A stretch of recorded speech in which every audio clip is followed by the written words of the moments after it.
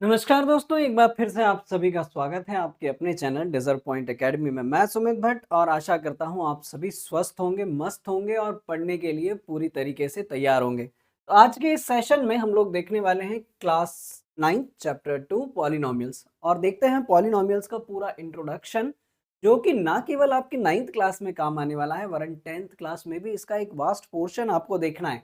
और in fact 10th class ही नहीं, आप अगर हायर मैथमेटिक्स ऑप्ट करते हैं तो 11th और 12th में भी पॉलिनोमियल फंक्शन पढ़ने को आपको ढेर सारे मिलने वाले हैं। चलिए यहीं से हमारे बेस को स्ट्रॉन्ग करते हैं और समझते हैं क्या होता है पॉलिनोमियल्स। ठीक है, तो बढ़ते हैं आगे। पॉलिनोमियल्स, तो बच्चों पॉलिनोमियल्स की जो डेफिनेशन है वो जगह जगह पर बहुत सारे तरीकों से दी गई है। तो सबसे पहले तो मैं इस पॉलिनोमियल्स का मतलब ही आपको मैं बता दूं, है ना। जैसा कि मैं आमतौर पर हमेशा कहता हूं कि जब कभी भी कोई भी चैप्टर आप लोगों का स्टार्ट हो तो सबसे पहले तो जो चैप्टर का नाम है उसका मतलब ही आपको मालूम होना चाहिए, है ना। तो ये बना हुआ है एक ग्रीक वर्ड से, पॉली और नॉमिनल्स, पॉलिनोमिनल्स, है ना। ठीक, पॉली का मतलब होता है बच्चों, पॉली का मतलब होता है मैनी, मैनी, और नॉमिनल मीन्स टर्म्स। दरअसल इस पूरा जो पॉलिनोमियल्स है इसका मतलब क्या है, मैनी टर्म्स। ठीक है, अब अलग अलग किताबों में अलग अलग तरीके से इसकी डेफिनेशंस दी गई है, लेकिन अगर मैं बिल्कुल साधारण सी भाषा में मैं इसकी डेफिनेशन दूं तो ये है कांस्टेंट, वेरिएबल और वेरिएबल के ऊपर होल नंबर पावर, है ना। हमेशा ध्यान रखना कि जब कभी भी पॉलिनोमियल की बात हो तो वहां पर एक कांस्टेंट होगा, वेरिएबल होगा और वेरिएबल के ऊपर होल नंबर पावर होगी, या फिर कहीं कहीं पर ये लिखा रहता है नॉन नेगेटिव इंटीजर। तो नॉन नेगेटिव इंटीजर का मतलब होल नंबर ही होता है। चलिए कुछ एग्जांपल्स देख लेते हैं। तो यदि अगर मैं आपको छोटी सी डेफिनेशन भी बता दूं कि पॉलिनोमियल होता क्या है, पॉलिनोमियल होता क्या है, तो मैं एक छोटी सी डेफिनेशन भी यहां पर लिख दे रहा हूं। Polynomial, polynomial is the combination of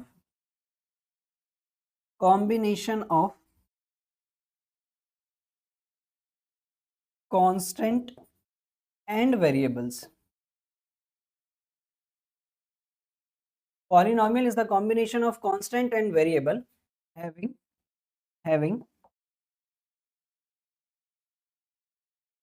always having always non-negative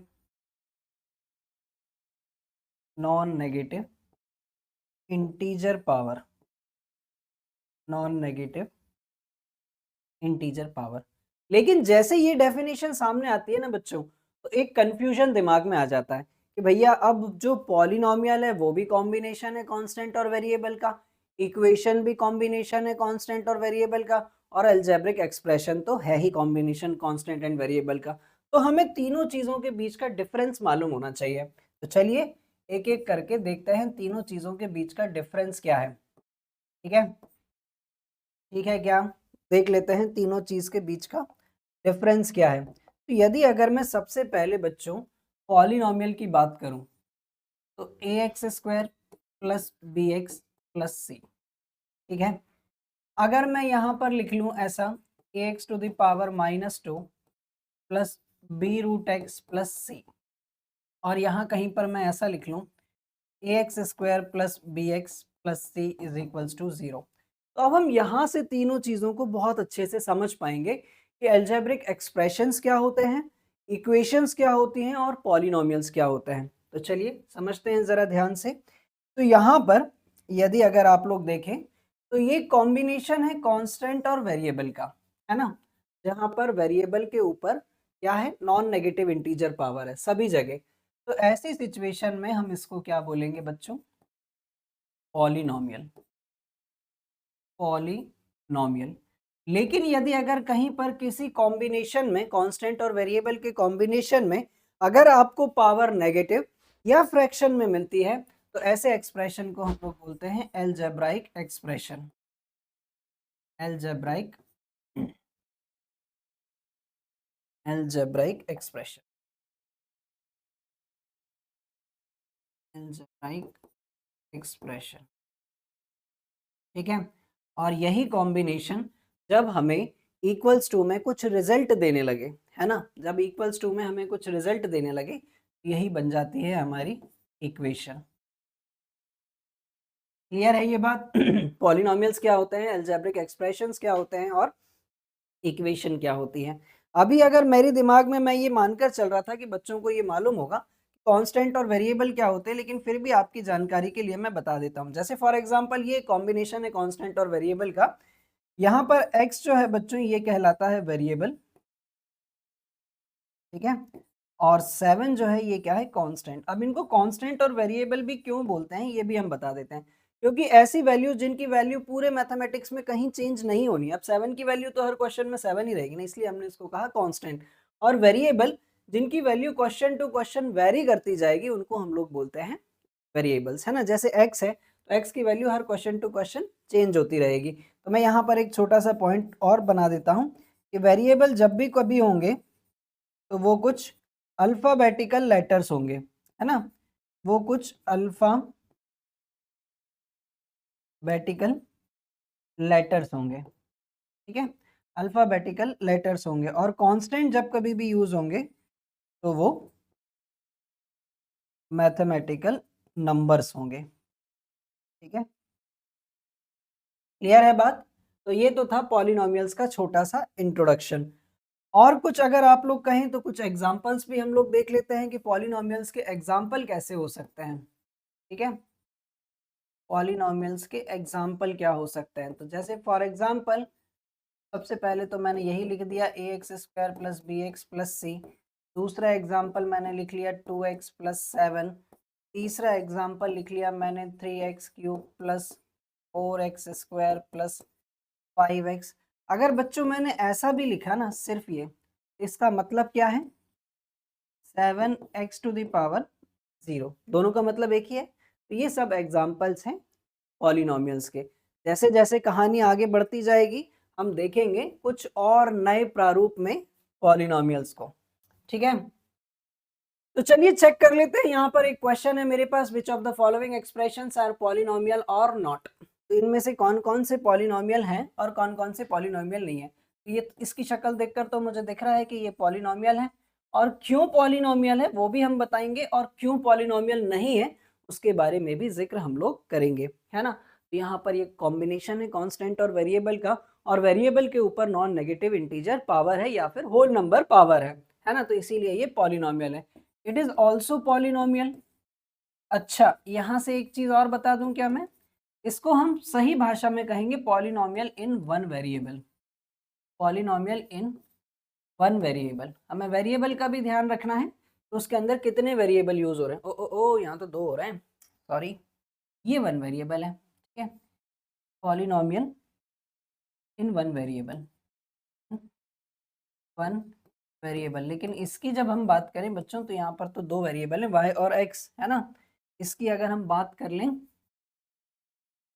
तो ये 2 वेरिएबल्स हैं, ठीक है, पॉलिनोमियल इन 2 वेरिएबल्स। इसकी अगर हम बात करें बच्चों तो ये पॉलिनोमियल नहीं है, नॉट पॉलिनोमियल। अब क्यों पॉलिनोमियल नहीं है, तो यहाँ पर t जो है उसकी पावर कितनी है, 1/2। यदि अगर अंडर रूट लगा हुआ है तो इसका सिंपल सा मीनिंग है ना, t की पावर कितनी है, 1/2। तो इसलिए ये पॉलिनोमियल नहीं है, ये भी एक पॉलिनोमियल नहीं है, नॉट पॉलिनोमियल। क्यों पॉलिनोमियल नहीं है, यदि अगर मैं इसको थोड़ा सा सिंप्लीफाइड कर कर लिखूं तो इसका मतलब क्या है, x³ plus x² plus x⁻⁻1, है ना। 1/x का मतलब क्या है, x⁻⁻1। इसीलिए ये जो है ये पॉलिनोमियल नहीं है। उम्मीद करूं थोड़ा थोड़ा ज्ञान आप लोगों को मिलते जा रहा होगा, थोड़ी थोड़ी चीजें आप लोगों को समझ में आती जा रही होंगी। जैसे जैसे कहानी आगे बढ़ेगी आपको सारी बातें बिल्कुल बहुत अच्छे से क्लियरली समझ में आने लगेंगी। चलिए बढ़ते हैं अगले क्वेश्चन पर और देखते हैं क्या है। Terms and coefficient of polynomial. तो सबसे पहले टर्म्स और कोफिशिएंट समझ लेते हैं। ये इतनी सारी कहानी मैंने लिख जरूर ली है, लेकिन मैं बहुत साधारण सी भाषा में मैं आपको समझा देता हूँ कि पहले पढ़ लेते हैं क्या लिखा है। The terms of the polynomial are the parts of the expressions that are generally separated by addition और subtraction sign. So each part of the polynomial in an expression is a term. For example, in a polynomial say 2x square plus 5 plus 4, the number of terms will be 3. The classification of a polynomial is done based on the number of terms in it. ठीक है, जैसे for example मैंने यहाँ पर एक example लिख लिया है X square plus 7x plus 12, है ना। अभी मैं इसी एग्जाम्पल को लेकर पूरे पॉलिनोमियल में बात करूंगा मैं। तो यदि अगर हम पॉलिनोमियल के टर्म्स की बात करें बच्चों, तो पॉलिनोमियल का बाइफर्केशन जो है वो एडिशन और सब्ट्रैक्शन से होता है, ना कि मल्टीप्लिकेशन और डिवीजन से। तो आप यहाँ पर देख रहे हैं यहाँ प्लस लगा है, यहाँ प्लस लगा है, तो हम आसानी से काउंट कर कर बता सकते हैं ये एक, ये दो और ये 3 टर्म्स हैं। इसके अंदर कितनी टर्म्स हैं? 3 टर्म्स हैं, ठीक है। लेकिन अगर कहीं पर ऐसा लिखा हुआ है 7x, तो इन दोनों के बीच में मल्टीप्लाई है, तो इसको आप एक ही टर्म काउंट करेंगे। लेकिन अगर कहीं पर ऐसा लिखा हुआ है बच्चों 7 + x, तो इसको आप लोग 2 टर्म्स काउंट करेंगे। अगर कहीं पर ऐसा लिखा हुआ है 7 - x, तो इसको आप 2 टर्म्स काउंट करेंगे। लेकिन अगर कहीं पर ऐसा लिखा हुआ है 7/x, तो ये क्या है? ये एक ही टर्म है ना। यानी कि टर्म्स का बाइफर्केशन एडिशन और सब्ट्रैक्शन से होता है, ना कि मल्टीप्लिकेशन और डिवीजन से किया जाता है। इसके बाद यदि अगर हम कोफिशिएंट की बात कर लें बच्चों, तो coefficient is not any other thing, it's just a multiple of variable, है ना। जो भी हमारे पास वेरिएबल के साथ मल्टीप्लाई में लिखा हुआ है, उसी को हम लोग उस पर्टिकुलर वेरिएबल का कोफिशिएंट बोल देते हैं। यही सारी कहानी मैंने यहाँ पर लिख भी रखी है। The coefficient of a variable is the value of the integer और any letter that is present with the variable. For example, the coefficient of variable in the expression 2x plus 3y is 2, and the same expression, the coefficient of the variable of y is 3. Similarly, the coefficient of the variable x square in the quadratic equation ax square plus bx plus c is a. तो यहाँ उन्होंने कुछ examples लेकर बताए हुए हैं। जैसे पहला एग्जाम्पल दिया गया है 2x plus 3y, है ना। तो यहाँ पर अगर हम बात कर लें, तो यहाँ पर कोफिशिएंट ऑफ x जो है वो x के साथ क्या है? तो 2 है। Coefficient of x is 2। यहाँ पर अगर हम बात कर लें कोफिशिएंट ऑफ y का कोफिशिएंट क्या है? तो जो y के साथ लिखा हुआ है वो है 3। इसी तरीके से एक इक्वेशन उन्होंने यहाँ पर दी रखी है हमें, क्या? ax square plus bx plus c, और यहाँ पर हमसे बोला गया है कि coefficient of x square, coefficient of x square क्या है यहाँ पर? तो जो भी x स्क्वायर के साथ है, coefficient of x square is a. तो कोफिशिएंट कोई अलग चीज नहीं है। जहां पर किसी भी पर्टिकुलर वेरिएबल के कोफिशिएंट की बात की जा रही है, तो कोफिशिएंट के साथ जो भी वेरिएबल के साथ लिखा हुआ है कांस्टेंट टर्म, वही उस पर्टिकुलर वेरिएबल का कोफिशिएंट होता है। तो क्लियर है ये बात? टर्म्स क्या होते हैं, कोफिशिएंट क्या होते हैं? टर्म्स बाइफरगेट होते हैं एडिशन सब्ट्रैक्शन से, ना कि मल्टीप्लिकेशन डिवीजन से। और कोफिशिएंट जो होते हैं, जो भी वेरिएबल के साथ कांस्टेंट टर्म लिखा होता है, उसी को हम लोग उस पर्टिकुलर वेरिएबल का कोफिशिएंट बोलते हैं। क्लियर है? चलिए बढ़ते हैं अगले क्वेश्चन पर। Degree of the polynomial, it is most important concept कि डिग्री क्या होती है बच्चों, है ना। कि डिग्री ऑफ पॉलिनोमियल क्या होता है? तो किसी भी पॉलिनोमियल में जो भी वेरिएबल की हाईएस्ट पावर होती है, वही उस पर्टिकुलर पॉलिनोमियल की डिग्री होती है। ठीक है। A polynomial is the degree a polynomial's degree is the highest or the greatest power of a variable in a polynomial equation. The degree indicates the highest exponential power in the polynomial. जैसे अब मैंने यहाँ पर कुछ example भी ले लिए हैं, है ना। तो हम बता देते हैं कि यहाँ पर इसकी डिग्री क्या होगी। अगर हम इस पर्टिकुलर की बात कर लें, तो यहाँ पर हाईएस्ट पावर क्या है? यहाँ पर हाईएस्ट पावर जो है वो कितनी है? 4। तो इसकी डिग्री भी कितनी हो जाएगी? 4। 3x to the power 8 plus 4x cube plus 9x plus 1, यहाँ पर यदि अगर हम इसकी डिग्री की बात कर लें, तो यहाँ पर इसकी डिग्री कितनी हो जाएगी? 8, है ना। इसकी बात कर लें 3x to the power 8 plus 4x cube plus 9x plus 1 is 8, है ना। यहाँ पर भी इसकी डिग्री क्या है हमारे पास? 8 की डिग्री क्या है हमारे पास? 8, है ना। ये लगभग सेम ही क्वेश्चन है, बार बार मैंने रिपीट कर दिया, तो इसको हम काट ही देते हैं यहाँ पर। X cube plus 6x। अच्छा भैया, अब यहाँ पर थोड़ा सा ध्यान देना पड़ेगा। जब कभी भी हमारे पास दो वेरिएबल्स मल्टीप्लाई में हो, है ना, दो वेरिएबल्स मल्टीप्लाई में हो तो उनकी डिग्रियां ऐड हो जाती हैं। For example x to the power 2 y to the power 4, है ना, और ये दोनों क्या है, मल्टीप्लाई में है। तो ऐसी सिचुएशन में इनकी डिग्री जो है, इस पूरे पॉलिनोमियल की जो डिग्री है बच्चों, ठीक है, 2 + 4 यानी कि ये कितना होगा, 6 होगा, है ना। तो हमेशा ध्यान रखना किसी भी पॉलिनोमियल में हमें हाईएस्ट पावर देखनी है, ठीक है। नहीं तो कहने लगे सर यहाँ तो x की पावर 3 है तो इसकी डिग्री 3 होनी चाहिए। नहीं, हाईएस्ट पावर देखनी है। और हाईएस्ट पावर भी कैसे कि यदि अगर दो वेरिएबल मल्टीप्लाई में है तो उनकी पावर को हमें ऐड करना होगा, है ना। मैं कुछ एग्जांपल और लेकर आपको बता देता हूँ। जैसे 4x to the power 5 plus 5x² y की पावर 4 मैंने कर दिया। ऐसी सिचुएशन में भी इसकी डिग्री क्या होगी, 6 होगी। क्लियर है बात, है ना। अगर कहीं पर ऐसा लिखा हुआ है 7, तो 7 के साथ कुछ नहीं है तो आप डिग्री क्या मानेंगे, इसकी 0 मानेंगे, है ना। क्लियर है ये बात, क्लियर इतनी बात सभी को। तो फिर हम आगे बढ़ते हैं और समझते हैं क्लासिफिकेशन ऑफ पॉलिनोमियल। ये बहुत इंटरेस्टिंग है और बहुत सारी चीज़ें आपको यहाँ से सीखने को मिलेंगी। तो पॉलिनोमियल का जो क्लासिफिकेशन है बच्चों, दो बेसिस पर किया गया। पॉलिनोमियल का क्लासिफिकेशन दो बेसिस पर किया गया, ठीक है। पहला बेस उन्होंने माना, पहला बेस उन्होंने माना on the basis of terms, on the basis of their terms, ठीक है। और दूसरा बेस उन्होंने माना बच्चों on the basis of their degree. पूरे एंटायर पॉलिनोमियल को दो बेसिस पर डिवाइड किया गया, एक टर्म्स के बेसिस पर और दूसरा उसकी डिग्री के बेसिस पर, ठीक है। तो देख लेते हैं कैसे। जब हमने उसको टर्म्स के बेसिस पर क्लासिफाई किया बच्चों, जब हमने उसको टर्म्स के बेसिस पर क्लासिफाई किया तो सबसे पहले हमें मिला मोनोमियल। मोनोमियल ऐसे पॉलिनोमियल जिनके अंदर केवल एक ही टर्म होती है, having only one term, having only one term, है ना, हैविंग ओनली वन टर्म। तो मैं हाईलाइट करते जाता हूँ, ठीक है, तो मैं थोड़ा सा हाईलाइट करते जाता हूँ, having only one term,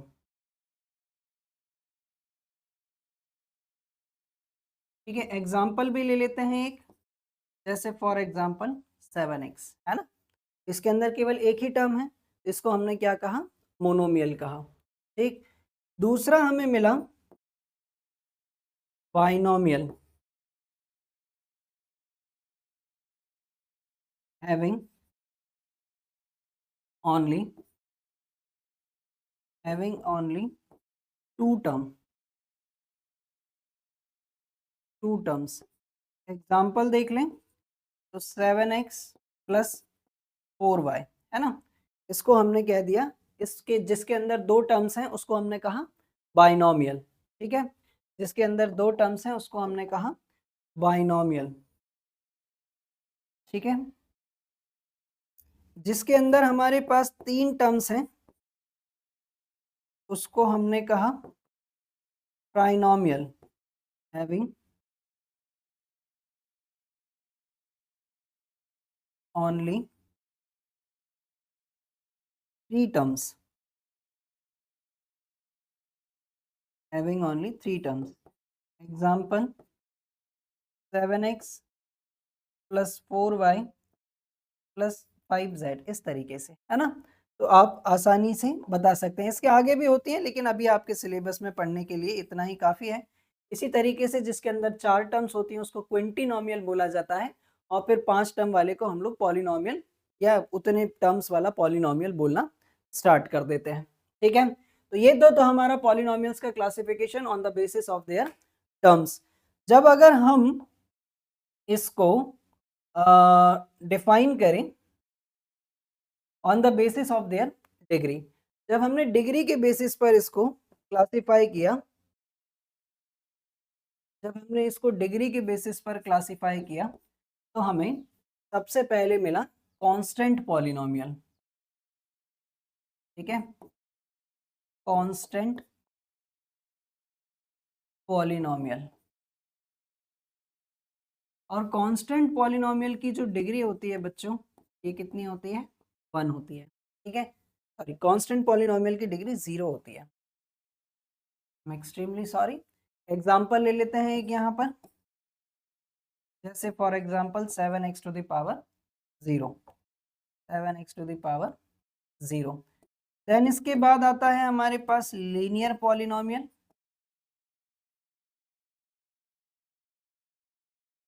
linear polynomial, इसकी जो डिग्री होती है बच्चों, ये होती है 1। एग्जांपल ले लेते हैं, फॉर एग्जांपल 7x। ठीक है, 7x प्लस 4 भी लिख दो। ठीक है, कोई फर्क नहीं पड़ता, डिग्री तो अभी भी इसकी बनी है। ठीक, इसके बाद हमें देखना है क्वाड्रेटिक पॉलिनोमियल। क्वाड्रेटिक पॉलिनोमियल, ये बहुत इंटरेस्टिंग है, पूरे चैप्टर में इसी का ही ज्यादा जिक्र है, यहाँ पर भी और आगे 10th क्लास में भी। सबसे इंपॉर्टेंट पार्ट है क्वाड्रेटिक पॉलिनोमियल। इसकी डिग्री कितनी होती है? 2 होती है। एग्जाम्पल ले लें हम, तो suppose x square plus 7x plus 12। ठीक, देन इसके बाद आता है हमारे पास क्यूबिक पॉलिनोमियल। ठीक है, क्यूबिक पॉलिनोमियल की डिग्री कितनी होती है बच्चों? 3 होती है। और यदि अगर हम इसका भी एग्जाम्पल ले लें, तो ये हो जाएगा हमारे पास 7x cube plus 4x square plus 5x। तो आप यहाँ पर देखेंगे कि इसकी डिग्री कितनी है? 3 है। क्लियर है? तो हमने पूरे एंटायर पॉलिनोमियल को दो बेसिस पर, सबसे पहले दो बेसिस पर हमने क्लासिफाइड किया, on the basis of their terms, on the basis of their degree. इसको मैं कर दूं जरा पहले हाईलाइट, फिर हम एक बार इसको समराइज कर लेते हैं पूरा। ठीक है, जब हमने इसको टर्म्स के बेसिस पर क्लासिफाई किया तो सबसे पहले हमें मिला मोनोमियल। मोनोमियल के अंदर एक टर्म्स होती है। फिर हमने उसको देखा कि दूसरा जिसके अंदर 2 टर्म्स होती हैं उसको हम लोगों ने बाइनोमियल कहा, जिसके अंदर 3 टर्म्स होती हैं उसको हम लोगों ने कहा ट्राइनोमियल। और फिर हमने पूरे पॉलिनोमियल को डिग्री के बेसिस पर क्लासिफाई किया। तो ऐसे पॉलिनोमियल जिनकी डिग्री 0 होती है उसको हमने कहा कांस्टेंट पॉलिनोमियल। ऐसे पॉलिनोमियल जिनकी डिग्री 1 होती है उसको हमने कहा लीनियर पॉलिनोमियल। ऐसे पॉलिनोमियल जिनकी डिग्री 2 होती है उसको हमने कहा क्वाड्रेटिक पॉलिनोमियल। और ऐसे पॉलिनोमियल जिनकी डिग्री 3 होती है उसको हमने कहा क्यूबिक पॉलिनोमियल। अब बच्चों के मन में जरूर ये सवाल आता है कि सर इससे ज्यादा डिग्री होगी तो उसको फिर हम लोग n डिग्री पॉलिनोमियल बोलने लगते हैं। जैसे for example 4 degree, 5 degree, 6 degree या n डिग्री पॉलिनोमियल से हम लोग उसको इंडिकेट करते हैं। तो इस तरीके से पॉलिनोमियल्स का क्लासिफिकेशन किया गया। ठीक है, तो बढ़ते हैं अगले टॉपिक पर और आइडेंटिफाई करते हैं इनको। Identify the types of polynomial on the basis of their terms, है ना। तो टर्म्स के बेसिस पर इनको हमें क्लासिफाई करना है। ठीक है, तो भैया देखो जरा ध्यान से, इसके अंदर कितनी टर्म्स हैं? 3 टर्म्स हैं। कितनी टर्म्स हैं? 3 टर्म्स। और 3 टर्म्स वाले को हम लोग क्या बोलते हैं? ट्राइनोमियल। क्या बोलते हैं? ट्राइनोमियल। ठीक है, इसके अंदर कितनी टर्म्स हैं? 2 टर्म्स हैं। और 2 टर्म्स वाले को क्या बोलते हैं? बाइनोमियल। ठीक है, इसके अंदर एक ही टर्म है, इसके अंदर एक ही टर्म है, तो एक टर्म वाले को हम लोग क्या बोलते हैं बच्चों? मोनोमियल। क्लियर है? अच्छे से, बेहतरीन तरीके से क्लियर है ये बात। तो फिर हम बढ़ते हैं हमारे नेक्स्ट क्वेश्चन पर। क्या दिया गया है हमें? अगला क्वेश्चन। ठीक है, नेक्स्ट क्वेश्चन में बोला गया identify the types of polynomial on the basis of degree from the following. इनकी डिग्री के बेसिस पर हमें इसको आइडेंटिफाई करना है। इसकी डिग्री कितनी है? हाईएस्ट पावर 2 है। और हाईएस्ट पावर 2 को हम लोग क्या बोलते हैं? Quadratic polynomial. Quadratic polynomial. Quadratic polynomial. ठीक है, इसकी डिग्री 3 है। है ना। हाईएस्ट पावर कितनी दिख रही है, 3 दिख रही है ना। 3 वाले को हम लोग क्या बोलते हैं, क्यूबिक पॉलिनोमियल। ठीक, इसकी डिग्री कितनी है बच्चों, अब तो आप ही बता दोगे, 1। और 1 डिग्री वाले को हम लोग क्या बोलते हैं, लीनियर पॉलिनोमियल। ठीक है, इस तरीके से हम लोग अब पॉलिनोमियल को देखकर आसानी से आइडेंटिफाई कर सकते हैं on the basis of their terms as well as on the basis of their degree. Clear है। चलिए तो बढ़ते हैं फिर अगले क्वेश्चन पर। और क्या दिया गया है हमें, जीरोस ऑफ द पॉलिनोमियल। ये एक इंटरेस्टिंग पार्ट है, पूरे चैप्टर में इसका जिक्र सबसे ज्यादा होगा। तो जीरोस ऑफ द पॉलिनोमियल क्या होते हैं, तो जीरोस ऑफ द पॉलिनोमियल एक पर्टिकुलर नंबर जिस पर पूरा एंटायर पॉलिनोमियल हमें क्या दे दे, जीरो दे दे। और यही बात मैंने लिख भी रखी है। The zeros of the polynomial are the values of x which satisfy the equation at which fx is equals to 0. Here fx is the function of x and the zeros of the polynomial are the values of x for which the fx value is equal to 0. The number of zeros of the polynomial depends on the degree of the equation. All such domain values of the function for which the range is equal to 0 are called the zeros of the polynomial. तो ये सब इतनी कहानी से, परिभाषाओं से इतनी अच्छे से हमें बात समझ में आती नहीं है, हमें बात समझ में आती है एग्जाम्पल से, है ना। चलिए एक एग्जाम्पल लेते हैं और समझते हैं। सपोज मैंने यहाँ पर एक एग्जाम्पल ले लिया, x square plus 7x plus 12, है ना।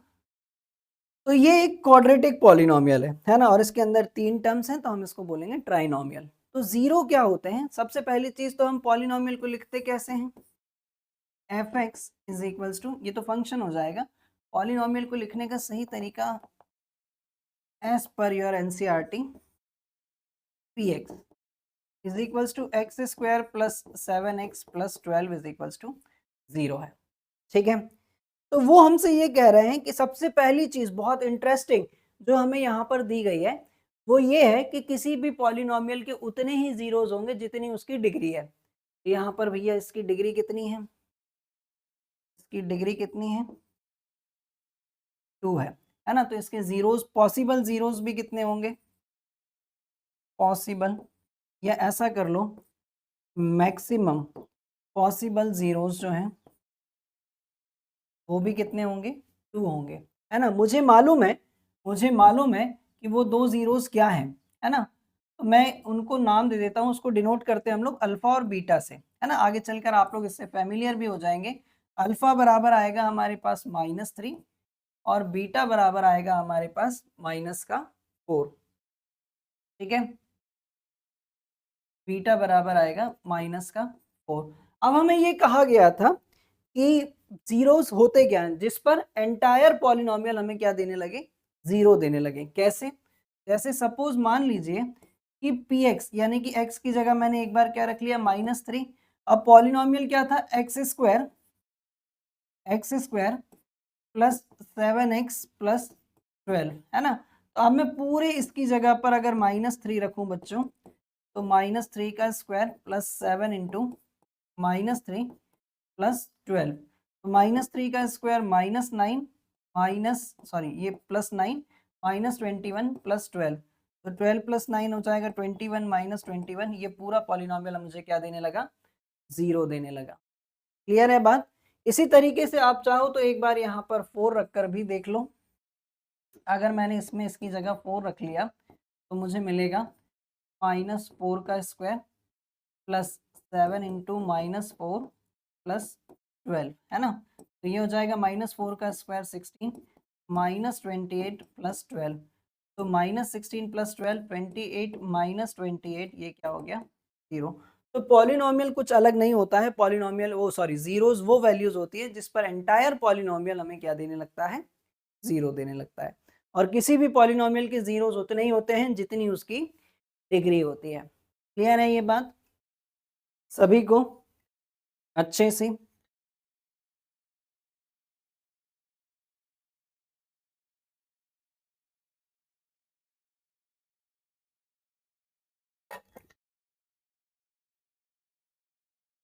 तो बढ़ चलते हैं फिर नेक्स्ट सेगमेंट पर। क्या है हमारे पास, find the zeros of the polynomial. ये अच्छा है, हमें कुछ एग्जांपल्स भी हम साथ में लेकर चल रहे हैं।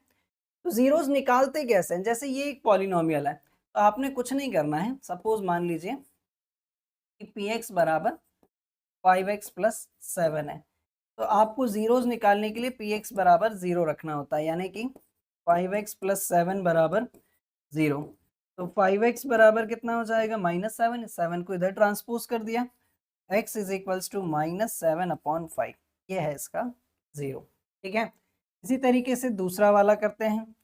दूसरा क्वेश्चन हमें क्या दिया गया है कि पी एक्स बराबर 2x प्लस 4। हमें पी एक्स के बराबर में क्या रखना होता है, 0 रखना होता है, यानी कि 2x प्लस 4 के इक्वल में क्या रखना होगा, 0। तो 2x बराबर -4, x बराबर -4/2, x की वैल्यू कितनी आ गई, -2, है ना। यही है इन पॉलिनोमियल्स के जीरोस, है ना। अगर मैं चाहूँ तो यहाँ पर भी मैं लिख देता हूँ, इस पॉलिनोमियल का जीरो कितना है, -7/5। इस पॉलिनोमियल का जो जीरो है वो कितना है, माइनस का, और यही इनके आंसर है। क्लियर है अच्छे से। देखिए अगला पार्ट क्या है, verify that whether -2 and -3 are the zeros of the polynomial. हमें चेक करना है कि -2 और -3 इस पॉलिनोमियल के जीरोस हैं या नहीं है। ठीक है, हमें चेक करना है कि -2 और -3 इसके जीरोस है या नहीं है। तो सबसे पहली चीज तो बच्चों मैंने यहाँ पर ये लिख लिया, ये जो पॉलिनोमियल है ये है x² प्लस 5x प्लस 6 है।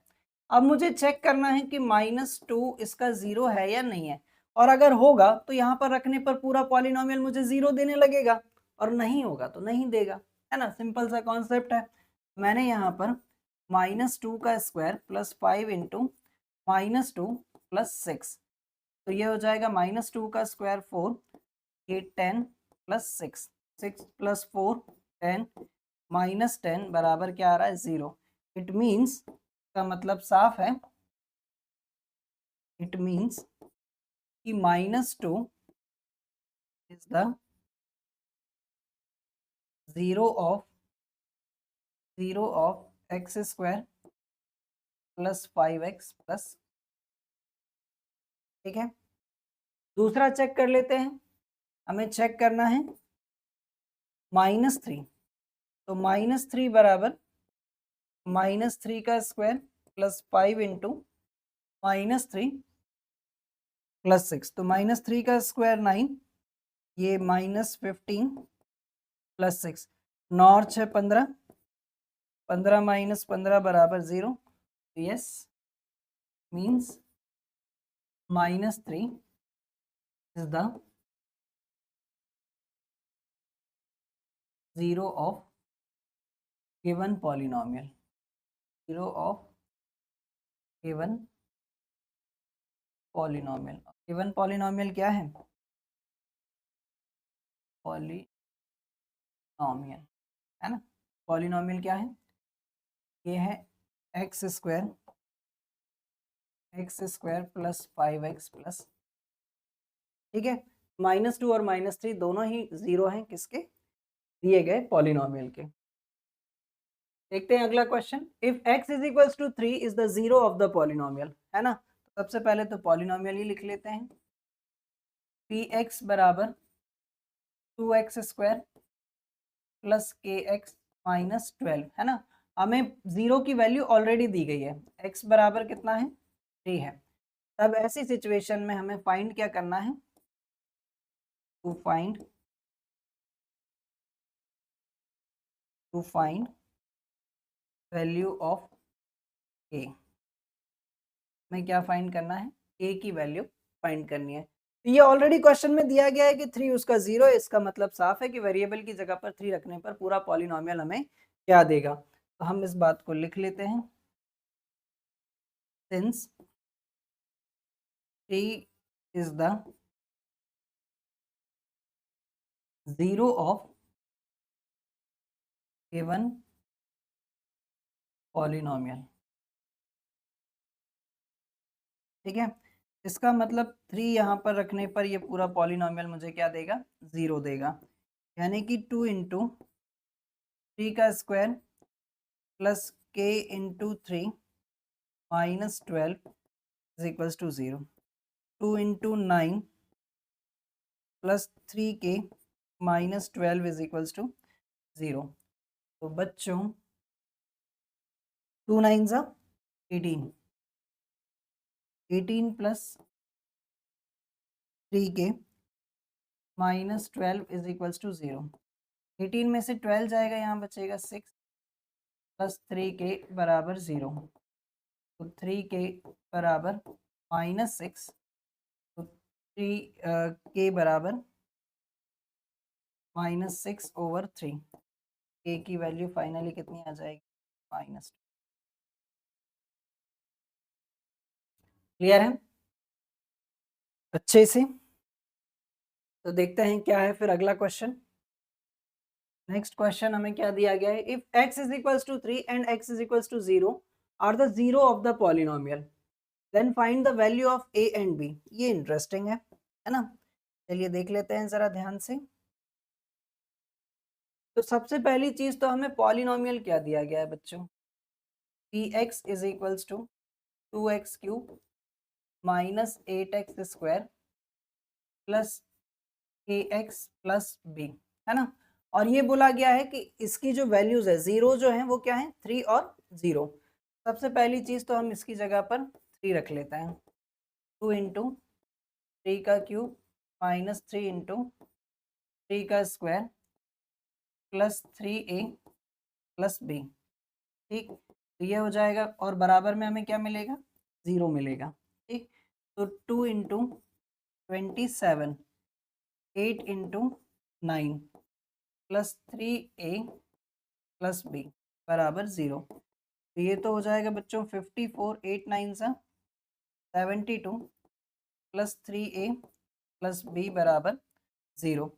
अब यहाँ पर यदि अगर 54 में से 72 माइनस करें हम, तो 12 में से 4 जाएंगे 8 और 6 में से 5 जाएगा 1 माइनस का, प्लस 3a प्लस b बराबर 0। सो फाइनली हमारे पास क्या बचा? 3a प्लस b बराबर 18। इसको नाम दे दो इक्वेशन 1। ठीक है, इसी तरीके से 0 भी इसका 0 है ना? 0 मतलब इसको आप 0 को रूट भी बोल सकते हैं। कई बार 0 जो है वो बोलने में कंफ्यूजन होती है, 0 का मतलब बच्चे शून्य समझने लगते हैं, आप इसको रूट भी बोल सकते हैं। ठीक है, तो 0 is also the root of this equation. तो हम यहाँ पर एक बार इसकी जगह पर 0 भी रख लेते हैं। 0 रखेंगे हम तो 2 इंटू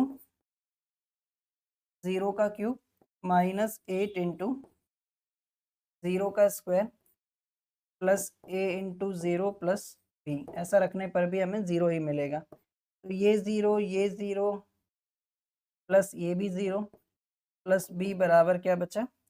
0 बचा। तो फाइनली हमारे पास b की वैल्यू क्या आ गई? 0 ही आई भैया, है ना? ये सब तो वैसे ही 0 हो गए। ठीक है, ये सब तो वैसे ही 0 हो गए। b की वैल्यू हमें क्या मिल गई? 0। And substitute b is equals to 0 in equation 1। यहाँ से हमें a की वैल्यू मिल जाएगी। 3a प्लस 0 बराबर 18। तो 3a बराबर 18, a is equals to 18/3।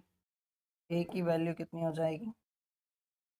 Finally a बराबर 6 और b बराबर 0। ये हमारे आंसर से क्लियर है अच्छे से?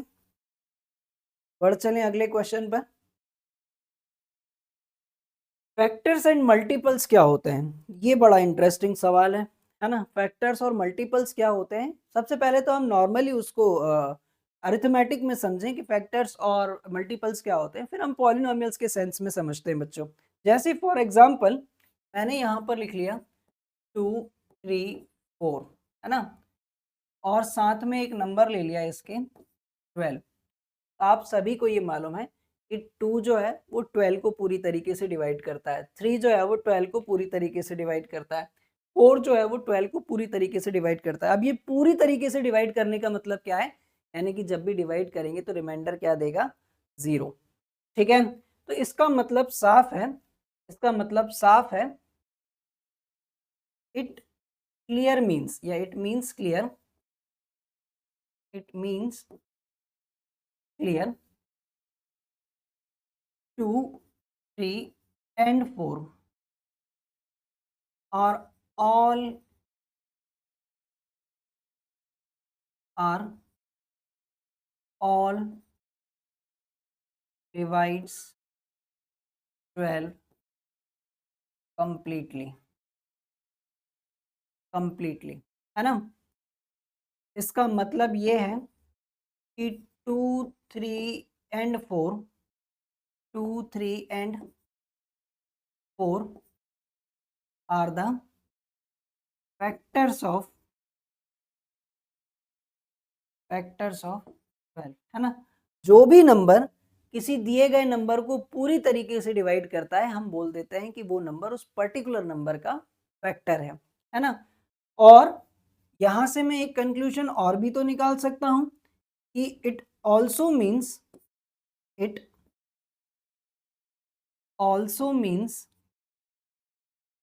12 is the मल्टीपल ऑफ 12 जो है वो मल्टीपल है ऑफ 2, 3 एंड 4 का। अब जब वो पूरी तरीके से 2, 3, 4 से डिवाइड हो रहा है तो इसका मतलब साफ है ना कि 2, 3, 4 के टेबल में 12 आता होगा, है ना? इसीलिए तो यहां से क्लियर मतलब आप समझ पा रहे हैं कि 2, 3, 4 यदि अगर 12 को पूरी तरीके से डिवाइड करते हैं तो 2, 3, 4 12 के क्या है? फैक्टर्स हैं। और 12 2, 3, 4 का क्या है? मल्टीपल है ना? तो इसी तरीके से पॉलिनोमियल के केस में भी होता है। फॉर एग्जाम्पल जैसे मैंने कहा कि मेरे पास एक एग्जाम्पल है x² प्लस 7x प्लस 12। अब आप लोगों ने छोटी क्लासेस में यानी कि 8वीं क्लास में ये सीखा है कि इसके फैक्टराइजेशन हम कैसे करते हैं। तो मैं कर दे रहा हूँ x², इसको स्प्लिट करते हैं 3x plus 4x plus 12। Then अगली स्टेप में हम इनकी पेयरिंग करते थे। तो यहाँ से x कॉमन निकाला तो कितना बचा x प्लस 3, और यहाँ से 4 कॉमन निकाला तो कितना बचा x प्लस 3। x प्लस 3 पूरे में से अगर हमने कॉमन निकाल लिया तो यहाँ पर बचेगा बच्चों x प्लस 4। ये जो आए हैं x प्लस 3 और x प्लस 4 ये क्या है? फैक्टर्स हैं किसके? x² प्लस 7x प्लस 12 के, ठीक है? या फिर आप ये कह सकते हैं कि x प्लस 3 और x प्लस 4 का मल्टीपल क्या है? ये है। क्लियर है बात? यहाँ से एक और इंटरेस्टिंग चीज बता दूं क्या मैं आपको? एक और इंटरेस्टिंग चीज बता दूं क्या कि जिस भी पॉलिनोमियल के जितनी डिग्री होगी उसके उतने ही फैक्टर्स होंगे, ठीक है? तो मैं यहाँ पर इस बात को लिख देता हूं as many factors of any polynomial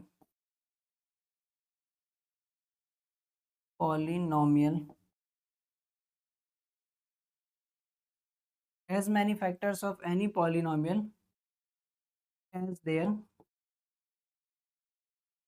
degree, ठीक है? किसी भी पॉलिनोमियल के उतने ही फैक्टर्स पॉसिबल हैं जितनी उसकी डिग्री होगी। तो क्लियर है फैक्टर्स और मल्टीपल्स क्या होते हैं? तो मैंने आपसे कहा जैसे फॉर एग्जांपल मैं यहाँ पर ले लेता हूँ 20 के फैक्टर्स क्या है? 5 और 4। तो 5 और 4 is the factor of 20 and 20 is the multiple of 5 and 4। Clear है बात? तो ये इसका मतलब है फैक्टर्स और मल्टीपल्स का। चलिए देखते हैं क्या है अगला सेगमेंट, लॉन्ग डिवीजन एल्गोरिदम। अरे भैया ये बड़ा इंटरेस्टिंग है। लॉन्ग डिवीजन एल्गोरिदम क्या होती है? देखो जरा ध्यान से, मैं फिर वही आपको एक प्रैक्टिकल एग्जांपल लेकर बताता हूँ। तो यदि अगर मैंने 24 को 5 से डिवाइड किया, 5 4 सा 20, कितना बचा? 4। ये जो बच गया, ये जो बच गया इसको हमने कहा रिमाइंडर। ये जो बच गया इसको हमने कहा रिमाइंडर। ये जो ऊपर आया इसको हमने कहा क्वोशेंट, ठीक है? इसको हमने कहा डिविडेंड, और ये जो था वो हमने कहा डिवीजन, ठीक है? इसको हमने कहा डिवीजन। अब ये जो पूरी बात है ये लिखी कैसे जाती है? तो देखो जरा, dividend is equals to division into quotient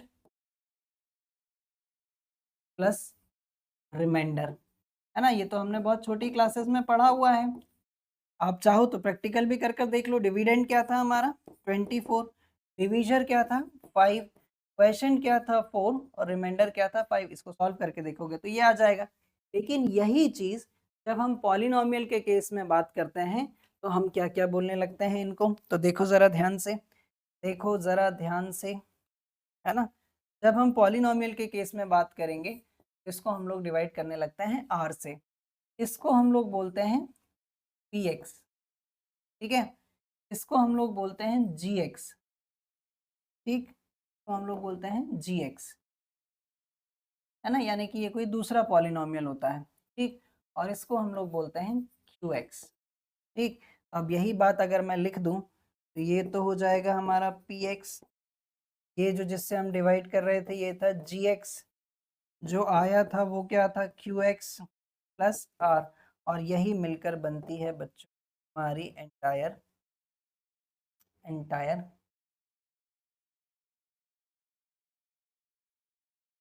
theorem.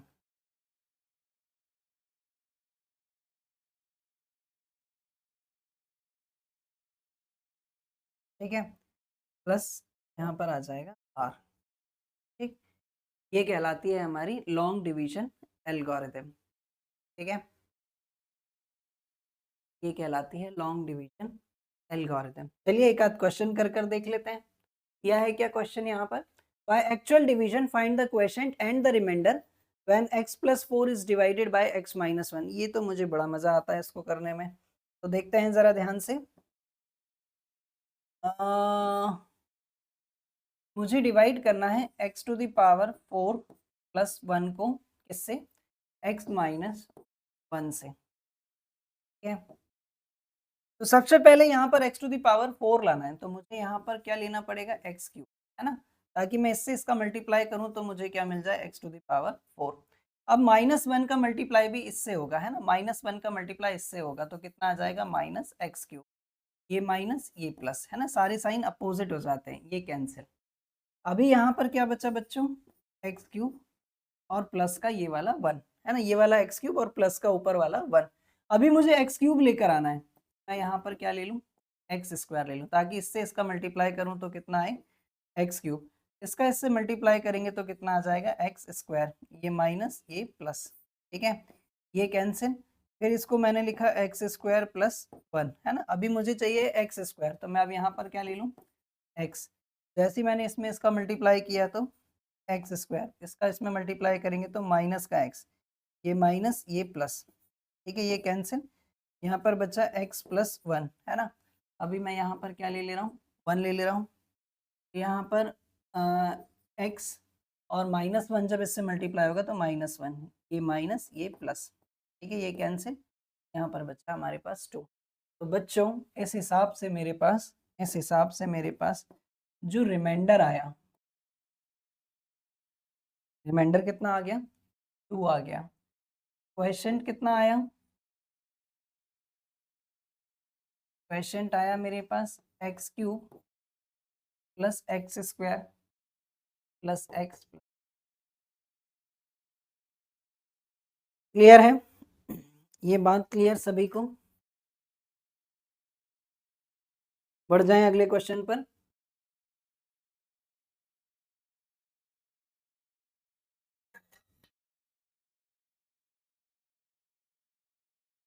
बढ़ जाएं अगले क्वेश्चन पर। क्या है अगला question, show by long division that x minus 3 is the factor of this, है ना। हमें ये शो करना है कि x माइनस 3 इसका फैक्टर है या नहीं है। पिछले क्वेश्चन में भी यही करना था क्या, फाइंड द क्वेश्चन और रिमाइंडर बताना था, तो वो तो हमने बता दिया था, लेकिन इसमें हमें ये बताना है कि ये इसका फैक्टर है या नहीं, और यदि अगर फैक्टर होगा तो डिवाइड करने पर रिमाइंडर 0 आएगा, है ना। तो हम चेक कर लेते हैं क्या डिवाइड करने पर रिमाइंडर 0 आ रहा है या नहीं आ रहा है। तो चलिए देखते हैं। 2, अरे यार थोड़ी सी जगह ज़्यादा लगेगी, क्वेश्चन बड़ा है, क्वेश्चन बड़ा है। 2x टू द पावर, यहाँ पे भी मज़ा नहीं आ रहा, यहाँ पर भी मजा आ रहा मुझे। ठीक, 2x⁴ plus 3x³ minus 26x² minus 5x plus, है ना, इसको मुझे डिवाइड करना है किससे, x माइनस 3 से। ठीक है, मैं पेन बदल लेता हूँ ताकि सारी चीज़ें आपको क्लियरली समझ में आए। यहाँ पर है 2x⁴ तो मुझे यहाँ क्या लेना पड़ेगा, 2x³ है ना, ताकि मैं इसमें इसका मल्टीप्लाई करूँ तो मुझे सीधे क्या मिले, 2x⁴ माइनस 3 का इसमें मल्टीप्लाई करेंगे तो -6x³, ये माइनस ये, ठीक है, ये कैंसिल 6 और 3 कितना हो जाएंगे, 9x³। यहाँ पर मैंने उतारा 26x²। ठीक है, अभी मुझे लेकर आना 9x³ प्लस, तो मुझे यहाँ पर क्या लेना पड़ेगा, 9x²। ठीक है, ये हो जाएगा 9x³, इसका इसमें मल्टीप्लाई करेंगे तो -27x², ये माइनस ये प्लस, ये कैंसिल, 27 में से 26 जाएगा तो x² माइनस 5x। ठीक है, मुझे अब x² लेकर आना है तो मैं यहाँ पर क्या ले लूँगा, प्लस का x, ये हो जाएगा x², इसका इसमें मल्टीप्लाई करेंगे तो -3x, ये माइनस ये प्लस, ठीक है, ये कैंसिल, -5x प्लस 3x कितना हो जाएगा, माइनस का 2x, ठीक है, प्लस 6 बचा। ठीक है, अभी यहाँ पर बचेगा माइनस का 2, इसका इससे मल्टीप्लाई करेंगे तो कितना आ जाएगा, -2x, माइनस माइनस इसका इससे मल्टीप्लाई करेंगे तो +6, ये प्लस और ये माइनस, सब कैंसिल, रिमाइंडर कितना आ गया, 0। ठीक है, इसका मतलब साफ है, yes, x minus 3 is the factor of, yes, x minus 3 the factor of polynomial x⁴ plus 3x³ minus 26x² minus 5x। क्या मजा आ रहा है ना, बढ़िया तरीके से। ठीक, तो देखते हैं फिर क्या है अगला part, using remainder theorem find the remainder, है ना। रिमाइंडर थ्योरम क्या होती है तो हम इसको भी देख लेते हैं, और सीधे रिमाइंडर थ्योरम से रिमाइंडर निकालना है, तो इसमें कुछ खास वो नहीं होता है हमारे पास, तो डायरेक्टली हम निकाल देते हैं।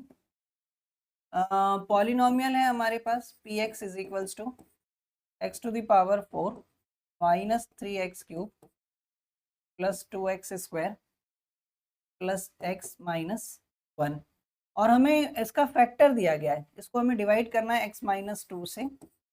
आप इसके इक्वल में क्या रखें, 0 रखें, x की वैल्यू कितनी आ जाएगी, 2।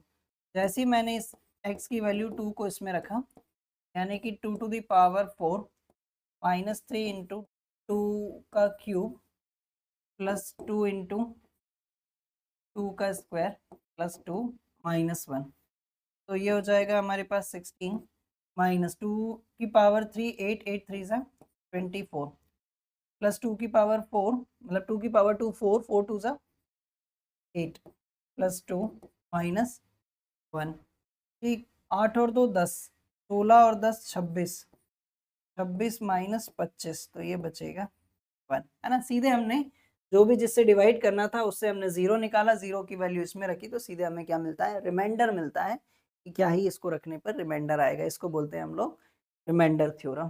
ठीक है, देखते हैं क्या है अगला क्वेश्चन, इफ के फाइंड के if x⁴ 51 plus 2x⁴ 60 plus 3x plus k is divisible by x plus 1। चलिए, ये भी इंटरेस्टिंग है। तो यदि अगर मुझे पॉलिनोमियल दिया गया है x⁴ 51 plus 2x⁴ 60 plus 3x plus k, है ना, और डिवाइड करना है किससे, x plus 1 is equals to 0 से। ठीक है, ये डिविजिबल है, यानी कि ये फैक्टर ही है। x की वैल्यू मुझे क्या मिलेगी, 1, तो 0 क्या हो गया, -1, तो -1 रखने पर ये एंटायर पॉलिनोमियल मुझे क्या देगा, 0 देगा। इसका मतलब साफ है, -1 की पावर 51 प्लस 2 इंटू -1 की पावर 60 प्लस 3 इंटू -1 प्लस के बराबर 0।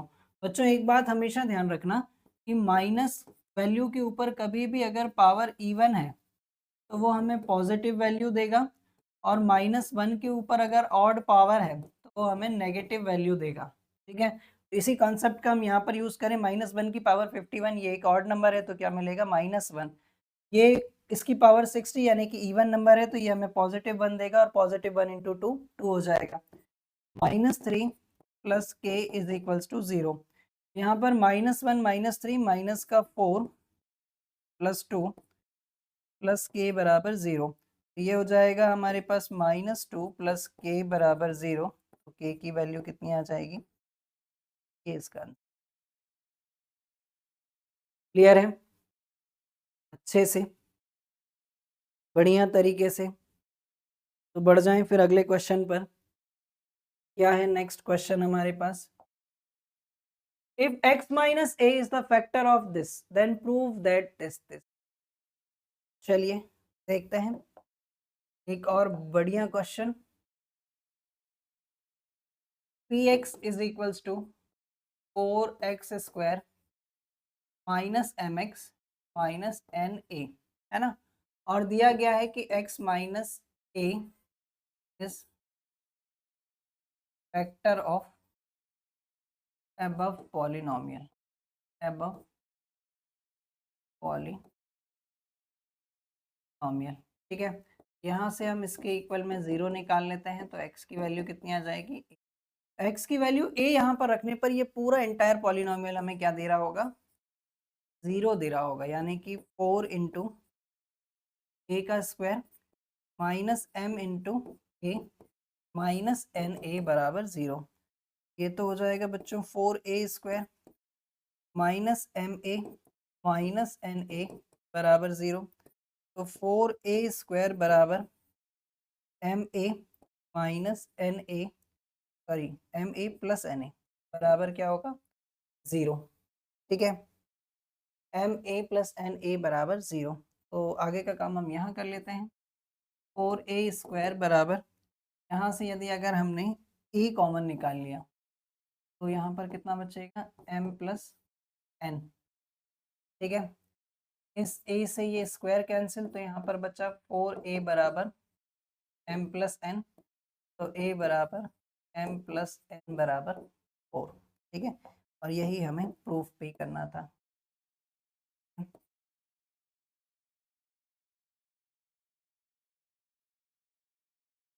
क्लियर अच्छे से सारी चीजें। देखते हैं क्या है फिर अगला पार्ट।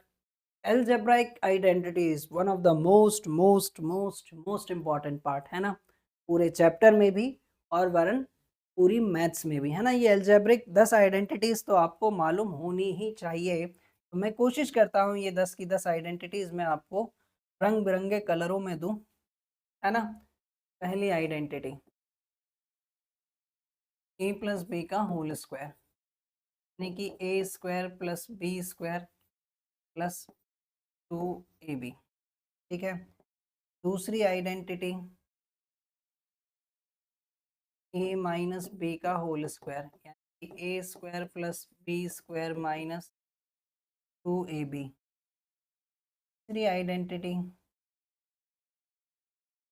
तीसरी identity A square minus B square बराबर ए प्लस बी और ए माइनस बी। चौथी आइडेंटिटी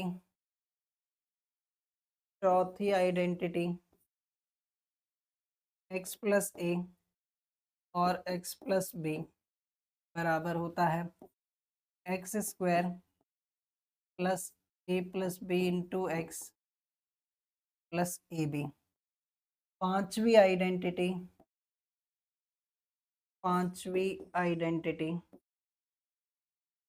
ए प्लस बी प्लस सी का होल स्क्वायर, ये हो जाएगा A square plus B square plus C square plus 2ab plus 2bc plus 2ca।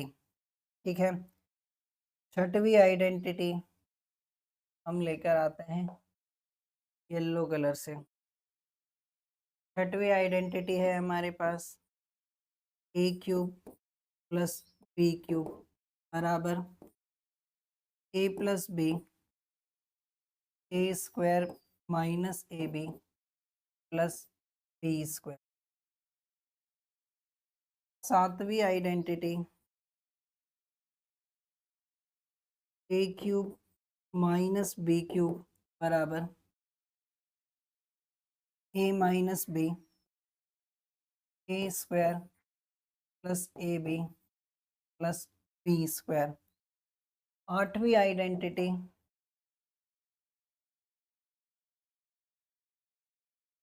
A plus B का whole cube, ये होता है बच्चों a cube plus b cube plus 3ab bracket में ए प्लस बी। नौवीं आइडेंटिटी, नौवीं identity के लिए कौन सा कलर यूज कर लूँ मैं? नौवीं आइडेंटिटी जो है बच्चों ये है ए माइनस बी का होल क्यूब और ये होता है a cube minus b cube minus 3ab bracket में ए माइनस बी। और एक लास्ट बट नॉट लीस्ट है ना, सभी रंग हो गए हैं हमारे। अब यहाँ पर अगला कलर जो है वो वाइट ही यूज कर ले रहा हूँ। 10वीं आइडेंटिटी हमसे कहती है यदि अगर